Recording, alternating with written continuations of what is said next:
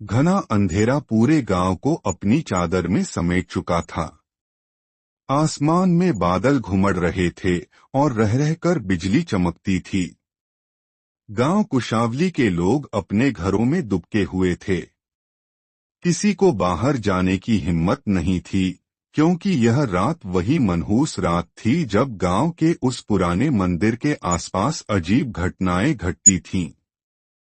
आदित्य अपनी मां सुमित्रा और बहन रिया के साथ दादाजी के पुराने घर में आ चुका था।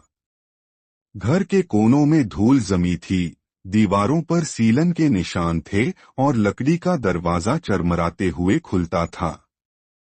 गांव के लोगों ने उन्हें चेताया था, इस घर में मत रहना, ये घर श्रापित है। आदित्य इन बातों पर विश्वास नहीं करता था। उसे लगता था कि ये सिर्फ पुराने लोगों के अंधविश्वास हैं। मगर उसकी मां डरी हुई थी। रात के गहराते ही हवाएं और तेज चलने लगीं। बाहर किसी के पैरों की आहट सुनाई दी। आदित्य, दरवाजा मत खोलना, मां की आवाज में घबराहट थी। आदित्य ने दरवाजे के पास जाकर खिड़की से झांका। बाहर एक बुजुर्ग खड़ा था। उसकी लंबी सफेद दाढ़ी थी, आंखों में गहरा रहस्य और चिंता झलक रही थी। कौन हो आप? आदित्य ने झिझकते हुए पूछा। मेरा नाम बाबा रुद्रनाथ है। तुमसे कुछ जरूरी बात करनी है। उसकी आवाज भारी थी, जैसे कोई राज उसके शब्दों में छिपा हो। आदित्य ने दरवाजा खोल दिया। बाबा रुद्रनाथ अंदर आए और आदित्य की मां उन्हें देखकर कांप उठी। बाबा जी, आप यहाँ क्यों आए हैं? सुमित्रा की आवाज कांप रही थी। बेटा, बाबा रुद्रनाथ ने आदित्य के कंधे पर हाथ रखते हुए कहा, तुम्हें नहीं पता कि किस मुसीबत में फंस गए हो। तुम्हारे दादा ने सालों पहले एक खतरनाक तांत्रिक कालनेत्र को हराया था। उसने ब्रह्म राक्षस को अपने वश में करने का प्रयास किया था, मगर तुम्हारे दादा ने अपनी जान देकर उसे रोक लिया। मगर अब वह तांत्रिक लौट आया है, और इस बार उसका मकसद सिर्फ गांव को तबाह करना ही नहीं, बल्कि ब्रह्म राक्षस की शक्ति को पूरी तरह अपने वश में करना है। आदित्य को इन बातों पर यकीन नहीं हो रहा था। ये सब तो बस कहानियां हैं, उसने कहा। बाबा रुद्रनाथ ने गंभीर स्वर में कहा, कल रात आधी रात के बाद तुम्हारे घर के पीछे की पुरानी बावड़ी के पास मत जाना। वहां कुछ ऐसा है जिसे तुम देख भी नहीं सकते और समझ भी नहीं सकते। आदित्य ने बाबा की बातों को हल्के में लिया, मगर उस रात आधी रात के बाद दरवाजे के पास किसी के खरोंचने की आवाज आई। छर्र छर्र। आदित्य ने धीरे धीरे दरवाजा खोला। बाहर घुप अंधेरा था, मगर अचानक एक झलक दिखाई दी। लहराते हुए लंबे बाल, सूजी हुई लाल आंखें और चेहरे पर एक भयानक चीखती हुई परछाई। बचाओ! आदित्य चीख पड़ा। उस रात कुछ ऐसा हुआ था जो आदित्य की जिंदगी को हमेशा के लिए बदल देने वाला था। सुबह की पहली किरणें गांव पर पड़ने लगी थीं, लेकिन आदित्य की आंखों में रात का भय साफ झलक रहा था। उसकी मां और बहन उसकी हालत देखकर चिंतित थीं। बेटा, तुमने दरवाजा क्यों खोला था? मां ने घबराते हुए पूछा। आदित्य कांपती आवाज में बोला, मां, वहां कोई औरत थी। उसका चेहरा, उसकी आंखें। बाबा रुद्रनाथ ने गंभीर स्वर में कहा, वो कोई साधारण आत्मा नहीं थी। वो ब्रह्मराक्षस का अंश था, एक संकेत कि उसका जागना अब निकट है। आदित्य उलझन में पड़ गया। ब्रह्मराक्षस आखिर है क्या? बाबा ने एक गहरी सांस ली और बोले, ये कहानी बहुत पुरानी है। सालों पहले कुशावली गांव के पास एक प्रसिद्ध तांत्रिक हुआ करता था, आचार्य विरेचन। वह बहुत ज्ञानी था, पर उसके मन में धीरे धीरे घमंड और शक्ति का लालच घर कर गया। उसने ब्रह्मज्ञान की साधना में गलत मार्ग चुन लिया। अपनी शक्ति बढ़ाने के लिए उसने मासूम लोगों का बलिदान देना शुरू कर दिया। आखिरकार गांव वालों ने मिलकर उसे रोकने का प्रयास किया।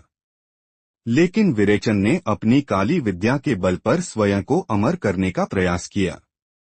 उसका अधूरा अनुष्ठान उसे ब्रह्मराक्षस बना गया, एक ऐसा भयंकर राक्षस जिसमें तांत्रिक शक्ति और दैत्य का संहारक बल एक साथ समाया हुआ था। ब्रह्मराक्षस इतना ताकतवर था कि उसकी दहशत से गांव के लोग अपने घर छोड़कर भागने लगे थे। तब एक महान साधु आचार्य देवेश्वर ने अपनी जान की आहुति देकर उसे एक पुरानी बावड़ी में कैद कर दिया। मगर बाबा आदित्य ने बीच में पूछा, अगर वो कैद हो चुका था तो अब उसकी वापसी का डर क्यों है? बाबा रुद्रनाथ का चेहरा गंभीर हो गया, क्योंकि तांत्रिक कालनेत्र अब ब्रह्मराक्षस को मुक्त करने के लिए लौट आया है, और उसका मकसद सिर्फ उसे जगाना नहीं बल्कि उसकी शक्ति को अपने वश में करना है। उस रात गांव में फिर वही भयावह सन्नाटा छा गया।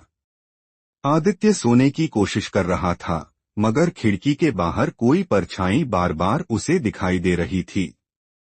अचानक उसकी खिड़की पर तेज आवाज हुई, ठक ठक ठक। आदित्य ने खिड़की खोली तो वहां वही औरत खड़ी थी, उलझे हुए बाल, लाल जलती हुई आंखें और गला फाड़कर चीखता हुआ चेहरा।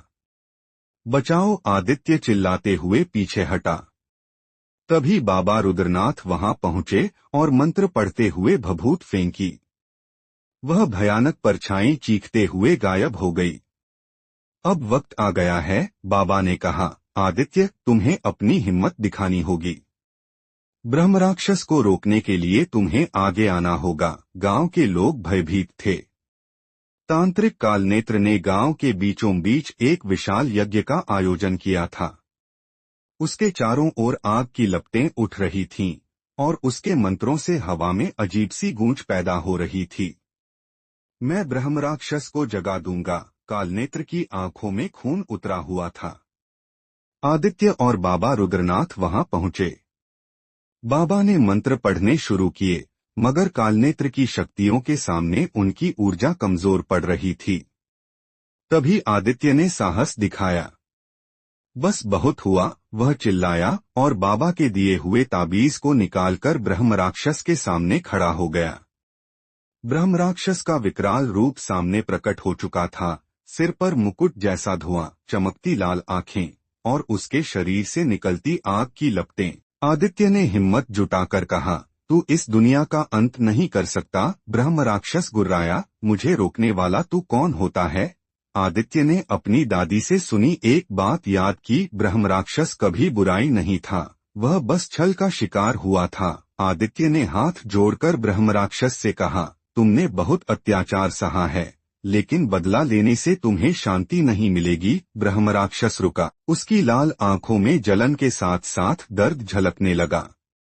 आदित्य ने भावुक स्वर में कहा, तुम्हें मोक्ष चाहिए, बदला नहीं। ब्रह्मराक्षस की आंखों से रक्त के आंसू बहने लगे। उसने अपनी शक्ति समेटी और भयानक गर्जना के साथ जलती हुई लपटों में समा गया। गांव के लोग बाहर निकले, शांति का माहौल था। बाबा रुद्रनाथ ने कहा, आदित्य, तुम्हारी हिम्मत ने इस गांव को बचा लिया। आदित्य अपनी मां के पास गया। उसकी मां की आंखों में गर्व और आंसू दोनों थे। ब्रह्मराक्षस की मुक्ति ने गांव को शांति लौटा दी थी। आदित्य समझ गया था कि असली ताकत केवल शक्ति में नहीं, बल्कि हिम्मत, करुणा और समझदारी में होती है।